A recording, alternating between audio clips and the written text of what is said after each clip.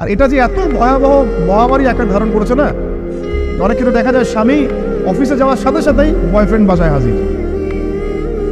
এই যে বাক্সে বাক্সে বন্দি জীবন বললাম, বাক্সে বাক্সে বন্দি ফ্ল্যাটের ভিতরে তো ঢুকলে আর বোঝা যায় না ভিতরে কি হচ্ছে। কত ফ্ল্যাটে যে জেনা হয় এখন এই শহরে আল্লাহ ভাবো জানে। এই ফ্ল্যাটের প্রত্যেকটা ইঞ্চি ইঞ্চি মাটি আল্লাহর কাছে সাক্ষী দিবে।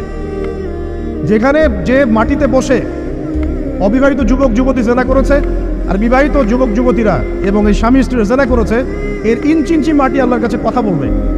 এর ইঞ্চি ইঞ্চি মাটি আল্লাহর সামনে কথা বলবে।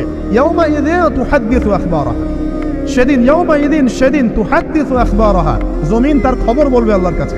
জমিনের কোথায় কোন পাপ হয়েছে সব বলে দিবে। এই জমিনে এখানে দাঁড়িয়ে জেনা করেছে, ওইখানে দাঁড়িয়ে মদ খেয়েছে, ওইখানে কাউকে খুন করেছে, জমিন বলে দিবে। একটা কথা এখানে মাঝখানে বলে দেই, যারা অবিবাহিত যুবক যুবতী আছো, এই লেকচার তোমরা যারা শুনছো, তোমাদের মধ্যে কেউ যদি জেনা করে থাকো, অবিবাহিতর কথা বলছি, তোমাদের কাদের মধ্যে এখন 100 বেত্রাঘাতের শাস্তি ঝুলে আছে।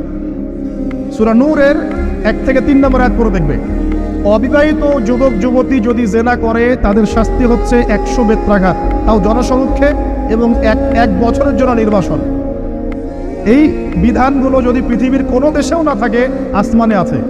মরার সাথে সাথেই এই বিধান কার্যকর হবে ইনশাআল্লাহ। বাঁচার বুদ্ধি কি? একটাই উপায় আছে। এই লেকচার কারে চলে গেছে? অনতিবিলম্বে অজু করবে, অজু করে খালেসভাবে রাতের শেষ রাতে জায়নামাজ বিছাবে, জায়নামাজ বিছিয়ে আল্লাহর সামনে দাঁড়িয়ে 2 রাকাত নামাজ পড়বে, পড়ে নিজের পাপের কথা স্মরণ করে চোখ দিয়ে দরদর করে পানি ফেলে দিবে, আল্লাহকে সেজদায় গিয়ে বলবে, আল্লাহ আমি জেনা করেছি, আমাকে মাফ করে দাও, আমার এই পাপের কথা কেউ জানে না, তুমি জানো, মাফ করে দাও। এই মাফ নেওয়ার পরে আবার ওই যার সাথে করেছেন ওর সাথে আবার লিঙ্ক আপ করার চেষ্টা করেন না। আসো আমরা জেনা করেছিলাম, আসো বিয়ে করে নিই, এটা সলিউশন না। জেনা করেছেন, আগে তওবা করে ফিরে আসতে হবে, তারপরে পুরো জীবন ইসলামিক লাইফ লিড করতে হবে। আল্লাহ যদি দেখেন যে হ্যাঁ আপনি ঠিকঠাক তওবা করে আল্লাহর পথে চলছেন, আল্লাহ তখন আপনাকে নেককার স্ত্রী দিবে ইনশাআল্লাহ। এই এই এই একমাত্র রাস্তা যুবকদের জন্য এবং যুবতীদের জন্যও।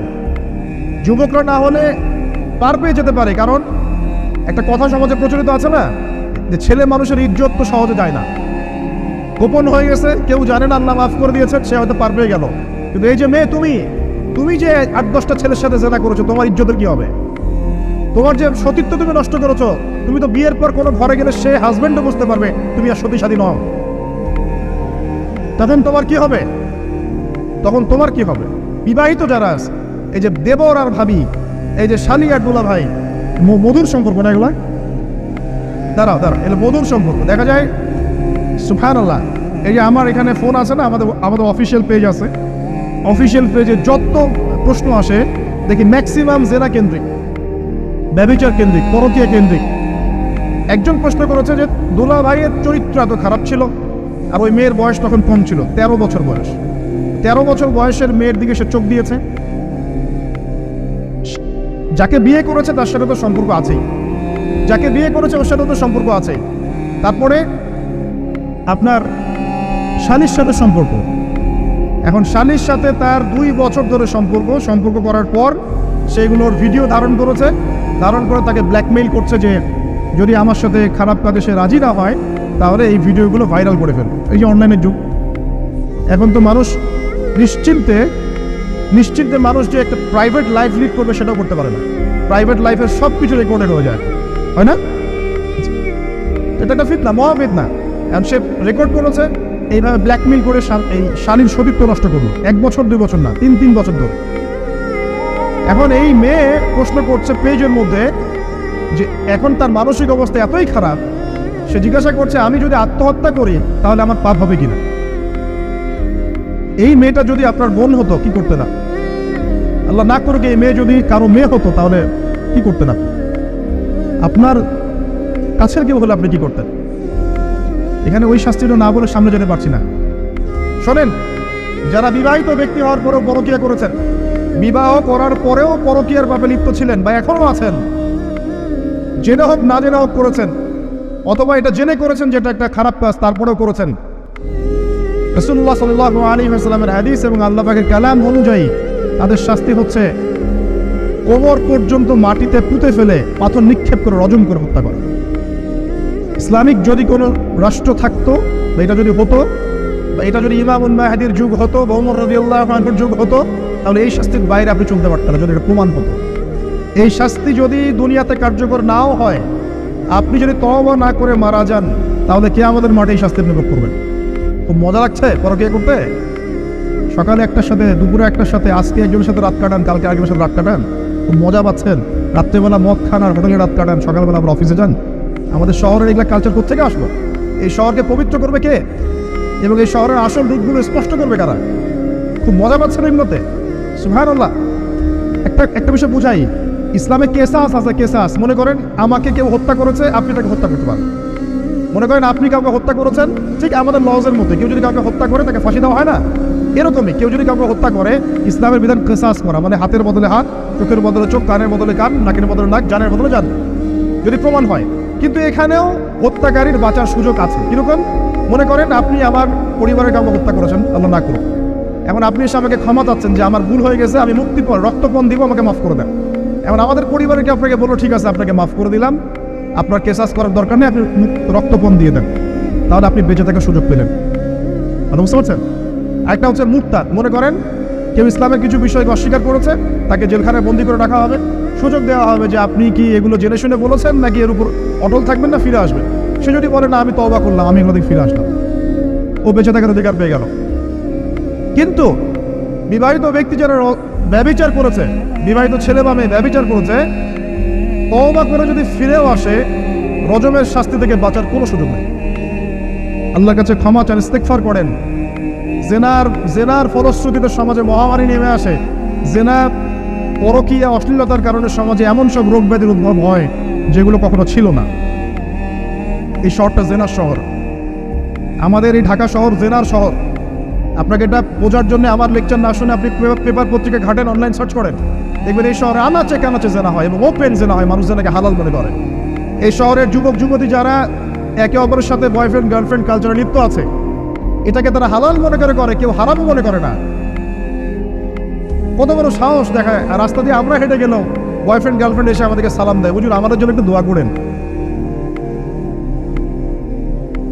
তো প্রত্যেকটা পার্কে পার্কে যাবেন, এই যে আপনাদের রেস্টুরেন্টগুলোতে যাবেন, দর্শনীয় যে স্পটগুলো সেখানে যাবেন, দেধার সে জেনা হচ্ছে, জেনা আর জেনা।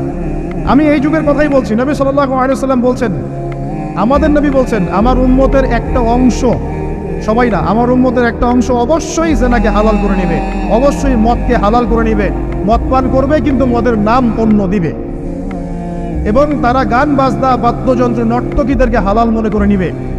নবী সাল্লাল্লাহু আলাইহি ওয়াসাল্লাম বলেছেন, যখন সমাজে এরকম পাপ বাড়ে তখন সমাজে এমন সব রোগ ব্যাধি আসে যা আগে কখনো ছিল না। এবং এদের ব্যাপারে নবীজি বলেছেন, একদিন সকালবেলা আল্লাহ পাক এদেরকে বানর এবং শুয়োর বানিয়ে দিবে। কিয়ামতের আগে এই ঘটনাও ঘটবে, বিকৃত হবে, ভূমিধস, ভূমিকম্প, ভূমিধস এবং আকৃতির বিকৃতি, এগুলো আযাব আসবে আল্লাহর পক্ষ থেকে।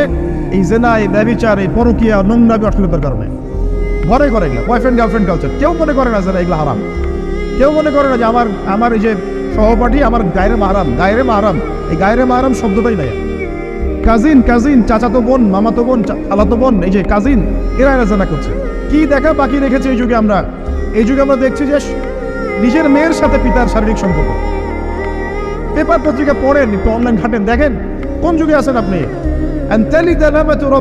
সমাজের ন্যায় অন্যায় হক বাতিলের মানদণ্ডই উল্টে যাবে। মানুষ ন্যায়কে অন্যায় মনে করবে, অন্যায়গুলোকে ন্যায় মনে করে নিবে।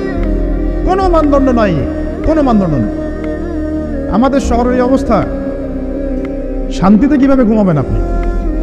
নিশ্চিন্তে থাকবেন কিভাবে? কখন যে আল্লাহর গজব চলে আসে। কোরআনে একটা আয়াত আছে, যখন আল্লাহ পাকের গজব আসবে তখন শুধু জালেমদের উপর খাস করে আসবে না। আলেমদেরকে জিজ্ঞাসা করেন, আলেম ওলামাদেরকে জিজ্ঞাসা করেন, যখন আল্লাহর গজব আসবে জালেমদের উপরে শুধু খাস ভাবে আসবে না, সবার উপরে আসবে। আমি খুব ভালো মানুষ, ওয়াজ করছি, নসিহত করছি, পার পেয়ে যাবো এমন ভাবার সুযোগই নাই।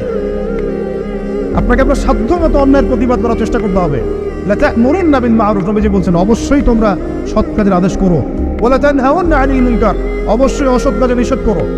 আও লা ইউশিকান্নাল্লাহু আন ইয়াবআথা আলাইকুম ইকাবাম মিন, অন্যথায় আমি আশঙ্কা করি তোমাদের উপর আল্লাহর পক্ষ থেকে বিশাল গজব আসবে। সুম্মা তাদউনাহু, এরপর তোমরা সবাই আল্লাহর কাছে দোয়া করবে, আল্লাহ গজব সরিয়ে দাও। লা ইউস্তাজাবু দুআকুম, তোমাদের দোয়া কবুল করা হবে না। নবী সাল্লাল্লাহু আলাইহি ওয়াসাল্লাম বলেছেন, মান রাআ মিনকুম মুনকারান, তোমাদের মধ্যে যে কেউ হুয়েভার হি ইজ, যে কেউ যদি কোনো মুনকার, নোংরা, গর্হিত কোনো কাজ দেখে, তাহলে যেন ফাল ইউগাইয়ির বিয়াদিহি, তার সামর্থ্য থাকলে হাত দিয়ে যেন ঠেকায়, সামর্থ্য থাকলে হাত দিয়ে যেন ঠেকায়। যাদেরকে আল্লাহ পাক হাত দিয়ে ঠেকানোর ক্ষমতা দিয়েছেন তাদেরকে আল্লাহ পাক জিজ্ঞাসাবাদ করবেন, কেন ঠেকালেন আপনি? জেনার লাইসেন্স দিলে কেন? মদের লাইসেন্স দিচ্ছে কেন? ঠেকালেন না কেন? অন্যায় কাজকে ঠেকালেন না কেন? যদি তুমি না পারো, ওয়াইল্লাম ইয়াস্তাতি, যদি সে না পারে, তাহলে ফাল ইউগাইয়ির বিলিসানি, তাহলে যেন মুখ দিয়ে সেটা প্রতিবাদ করে। এই যে মুখ দিয়ে প্রতিবাদ করার ক্ষমতা আলেম ওলামার আছে, যাদের হাতের ক্ষমতা নেই, মুখের ক্ষমতা আছে। সেটাও যদি না পারো, ওয়াইল্লাম ইয়াস্তাতি, সেটাতেও যদি সে সক্ষম না হয়, বা বিকলবি, তাহলে যেন অন্তর দিয়ে ঘৃণাটা পর্যন্ত করে। বিযালিকা আদআফুল ঈমান, এটা হচ্ছে ঈমানের সবচেয়ে নিকৃষ্ট একটা অবস্থা, সর্বনিম্ন অবস্থা। এর নিচে ঈমানের কোনো অবস্থাই নাই। তার মানে অন্যায় দেখে আমাদের যাদের মনে কোনো ফিলিংসই কাজ করছে না, তার মানে আমাদের ঈমান নাই। আসলে সহজ কথা, ঈমানের সেই তেজ নাই আমাদের মধ্যে।